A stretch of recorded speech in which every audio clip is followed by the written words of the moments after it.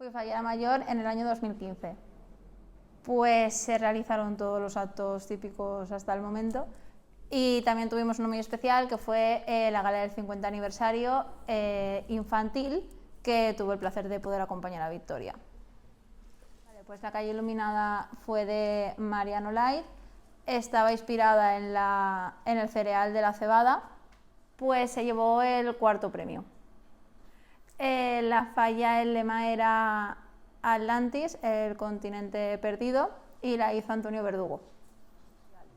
Mi falla se llevó el 11º premio de la sección especial, pero la falla infantil se llevó el mejor premio hasta ahora de la falla, que fue el 4º en monumento y el 1º de ingenio y gracia. No, no cambiaría nada de mi año porque para mí fue así perfecto, tanto con lo bueno como con lo menos bueno, y ya está. El momento más emotivo fue en el premio, porque mi padre nunca había desfilado conmigo ningún año y ese año le dejaron una acreditación y pudo desfilar conmigo y bueno, pues fue muy bonito.